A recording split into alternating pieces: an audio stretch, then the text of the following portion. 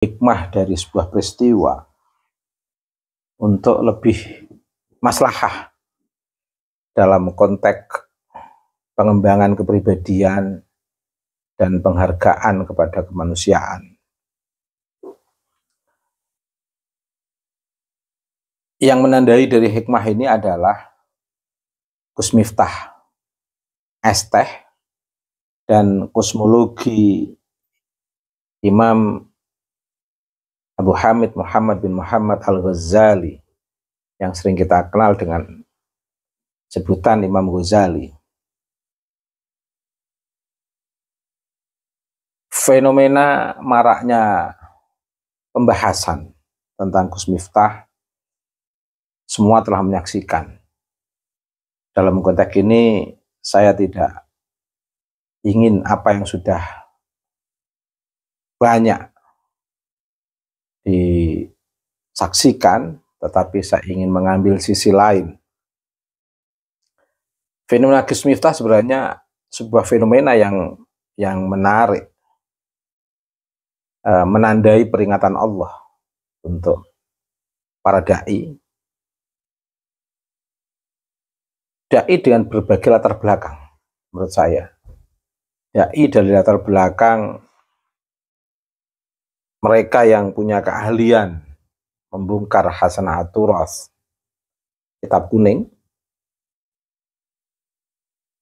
atau dai yang mempunyai latar belakang komedian, kemudian di situ dikuatkan dengan nilai-nilai agama, atau dai yang punya latar belakang sebagai seorang seniman atau musisi.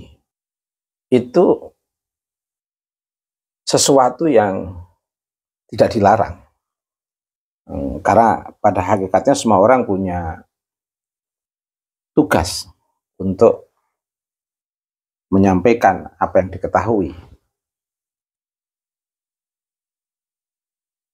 Meskipun ibaratnya pengetahuan itu hanya satu alif yang disampaikan dengan latar belakang masing-masing itu tadi. Itu menarik. Semua orang diperbolehkan. Alif dalam konteks ketauhidan, katakan begitu. Dan kemanusiaan persamaan, ini menjadi tujuan yang tidak boleh dilupakan. Meski dari berbagai latar belakang seorang dai yang berbeda-beda. Kan semua latar belakang manusia itu kan bisa menjadi wasilah untuk menguatkan ketauhidan dan kemanusiaan ke arah persamaan dalam hidup. Karenanya kalau sudah tahu arah target dakwah menuju libtigha mardatillah dengan diiringi dengan menguatkan kemanusiaan dan persamaan. Kemanusiaan ini banyak. Kemanusiaan dalam konteks mempotensikan kebutuhan manusiawi dalam kesadaran ketauhidan, keagamaan, kebutuhan manusiawi dalam konteks kejiwaan, mempotensikan akal, harkat dan martabat, menjaga keturunan. Ini kan juga aspek-aspek kemanusiaan. Ini menjadi target. Kalau ini sudah menjadi target, akhirnya kan orang tahu target dalam dakwah. Sehingga dakwah itu tidak berhenti di tingkat kemampuannya baca kitab saja. Kemampuan baca kitab kuning bagus, tapi jangan berhenti di kemampuan baca kitab kuning saja. Kemampuan sebagai komedian bagus untuk dakwah. Bentuk kesadaran manusia pada konteks ketauhidan dan kemanusiaan. Dengan latar belakang komedian, tapi jangan berhenti pada komedian saja. Tetap ada, jangan mengingkari apa yang menjadi tujuan. Nah, yang tujuannya sudah diingkari dalam proses, maka tujuan itu tidak akan tercapai. Tujuan ketauhidan kemanusiaan, prosesnya juga harus ke arah ketauhidan dan kemanusiaan, meski dengan latar belakang yang berbeda-beda. Latar belakang kemampuan dibaca dalam bidang baca kitab kuning, kemampuan dengan latar belakang komedian dan lain sebagainya. Itu. Lah, kesadaran membentuk ketauhidan dan kemanusiaan bersamaan. Inilah dakwah yang membebaskan dan mencerahkan. Karena dengan target ketauhidan, kemanusiaan dan bersamaan, otomatis akan ada proses-proses yang semua harus dilakukan simetris dengan prinsip tauhid dan prinsip kemanusiaan, sehingga orang bisa secara reflektif dengan latar belakangnya masing-masing untuk tetap berbuat secara manusiawi, penuh persamaan dan suasana hubungan yang total dalam kehidupan ini dengan Allah Subhanahu wa Ta'ala. Itu. Nah, bagaimana dengan es teh? Es teh ini sebenarnya menandai yang kita saksikan dalam fenomena Gus Miftah. Es teh ini sebenarnya menandai universalitas ilmu pengetahuan. Nah, kita jadi tahu ilmu pengetahuan itu tidak bebas nilai. Ilmu pengetahuan itu syarat dengan nilai. Karena ketika kita disuguhkan ilmu pengetahuan terkait dengan pengetahuan fenomenologis peristiwa Gus Miftah di panggung di Magelang itu kan sebuah pengetahuan. Ada nilai-nilai yang harus tetap dijaga, karena tidak bebas nilai pengetahuan itu. Sehingga secara universal, kalau pengetahuan fenomenologis sebuah fenomena yang kita saksikan itu sebagai pengetahuan itu tidak berjalan secara universal, maka semua orang akan memiliki kesamaan persepsi universalitasnya, persepsi pandangan yang memang terbuka untuk dimiliki secara sama antara satu orang dan orang yang lainnya. Karena sebenarnya pengetahuan itu tidak bebas nilai. Pengetahuan itu memiliki syarat nilai. Sehingga sekuat apapun pengetahuan orang itu, jika dia mengingkari nilai-nilai keutamaan, maka tetap saja orang akan bisa menyimpulkan apa artinya pengetahuan luas tapi bertentangan dengan nilai-nilai keutamaan. Akhirnya orang juga akan cenderung memilih pengetahuan yang sederhana, tetapi membebaskan dan mencerahkan, menguatkan prinsip ketauhidan, menguatkan prinsip kemanusiaan, dan mengarah kepada persamaan. Keutamaan ini universal dan tidak bisa ditutup-tutupi oleh pengetahuan siapapun untuk melakukan kedustaan yang seolah-olah di situ tercabut dari nilai keutamaan. Nggak bisa. Apapun yang dilakukan oleh seseorang, meskipun dibungkus dengan berbagai pengetahuan, tetap memiliki akar nilai. Yang orang akan tahu bahwa pengetahuan itu tercabut dengan nilai keutamaan, bahwa pengetahuan itu tidak tercabut dengan nilai keutamaan, itu akan disadari oleh semua orang. Nah, karena itu universal, sudah menjadi fitrah manusia. Itulah yang sering kita rasakan bersama dari ayat Al-Quran, la yastawil khabitsu wat thayyib. Tentu tidak akan pernah sama antara sesuatu yang menjijikkan dan sesuatu yang baik. Es teh menandai kemanusiaan. Semua orang jadi tahu begitu menonton es teh di kepala Bapak Sun Haji, diiringi dengan raut wajah Pak Sun Haji yang menarik empati simpati, memiliki human interest yang luar biasa, sosok Pak Sun Haji, sehingga membangkitkan rasa kemanusiaan secara publik. Kemudian es teh bisa mengingatkan kita untuk tidak merendahkan orang lain.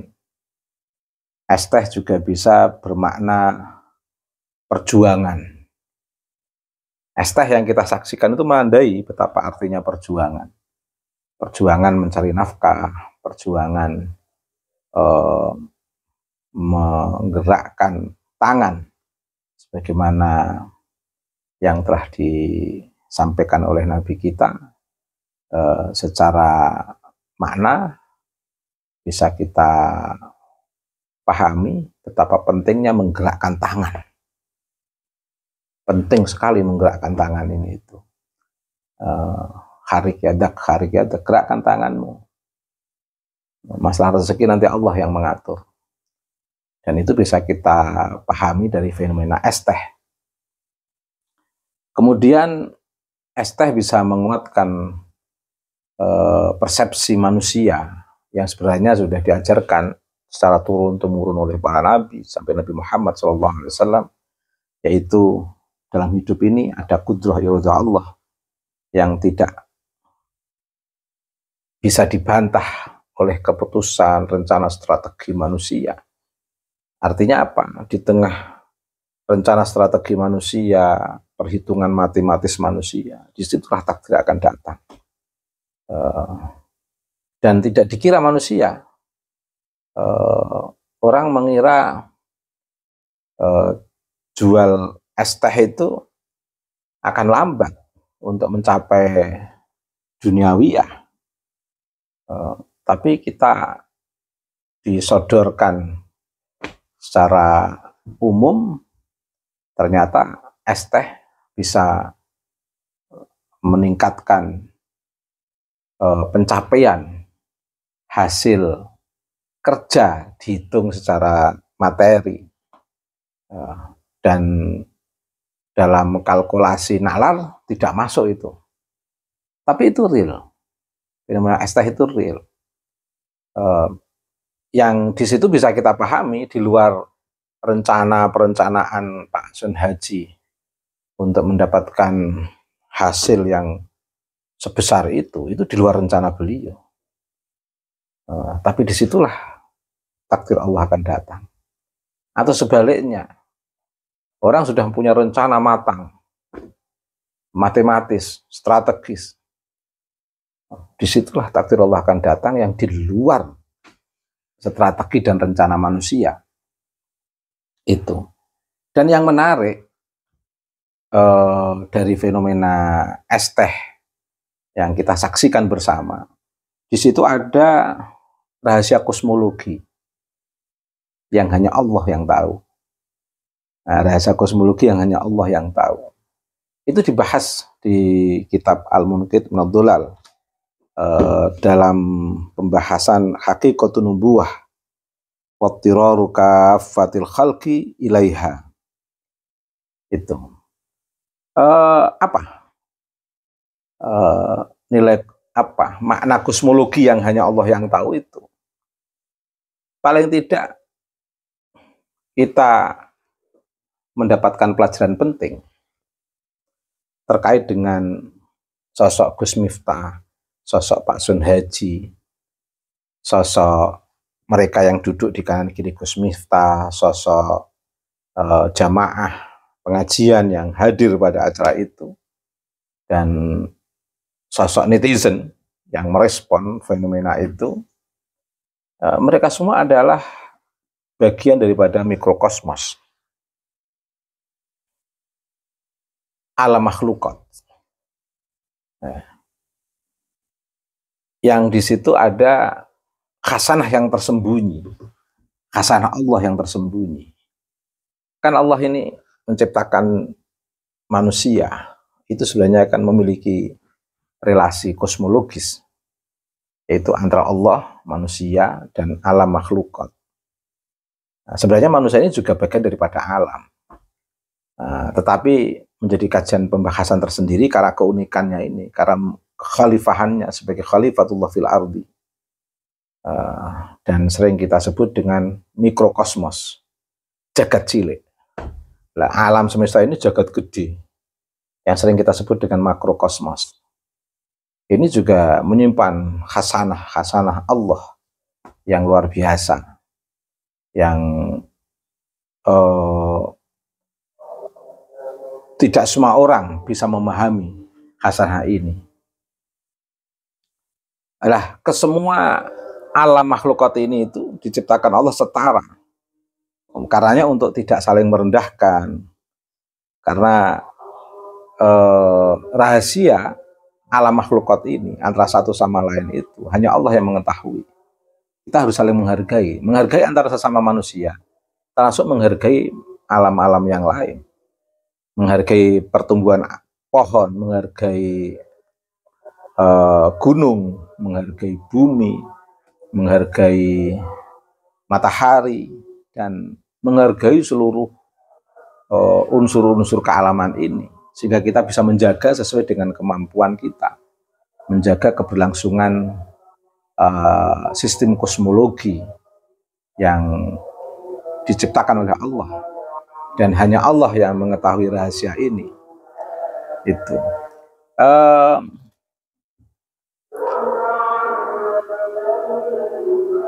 rahasia Allah ini itu dibahas di dalam kitab Al-Muqit Madolal. Bismillahirrahmanirrahim. I'lam warwasira anna jauharal insani, saat temene zat manungsa, zate manungsa, fi aslil fitrati, ing dalem asal kedadiannya itu khuliqa, didadekake khalian, hale sepi, atau kosong, sadijan, dan tidak tahu menahu. Ma'ahu, inilah alaswa pada kata la khobaro mungkin ya. Ora ana berita pengetahuan ma'ahu pada manusia an awalimillahi ta'ala, terkait dengan beberapa alam yang diciptakan oleh Allah Subhanahu wa ta'ala. Hanya Allah yang tahu. Maka kita tidak boleh saling merendahkan. Kita ditugaskan untuk saling menjaga. Dan jangan lupa manusia sebagai mikrokosmos, seperti ada ruang kajian tersendiri dibandingkan dengan alam yang lain.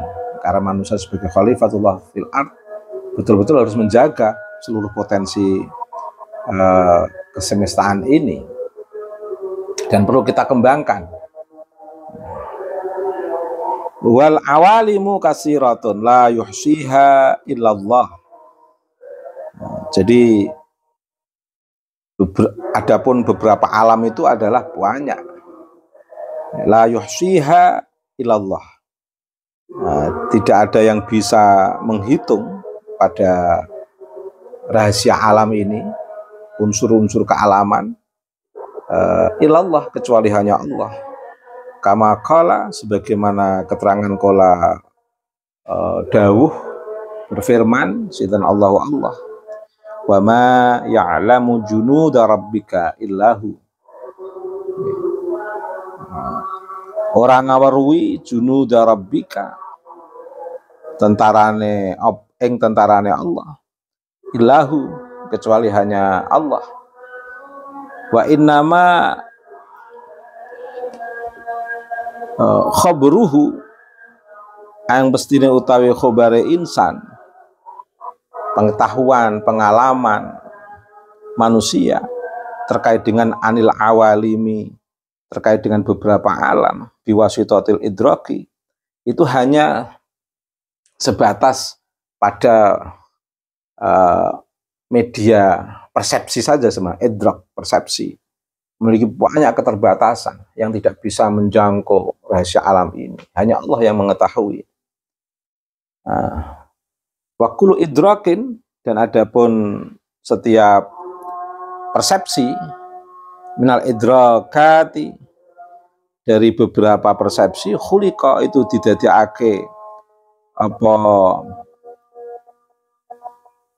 idrak, persepsi, tujuannya untuk apa? Lihat toli'a, supaya ningali sapa insanu manusa bihi kelawan persepsi ala alamin ing atase alam minal maujudati, bayane saking beberapa alam maujud, wa nak nilan ngarepake ingsun bil awalimi kelawan alam ajnasal maujudat ing pira-pira jenis yang wujud ini maujudat. Kalau di tag Allahu maujudun bila makan, Allah dirasakan wujudnya. Jadi maujud dalam konteks Allahu maujudun bila makan, itu maujud dimaknani dirasakan wujudnya.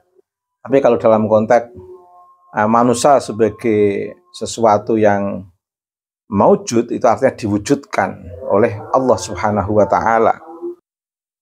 Baik, nanti kita teruskan lagi. Terima kasih.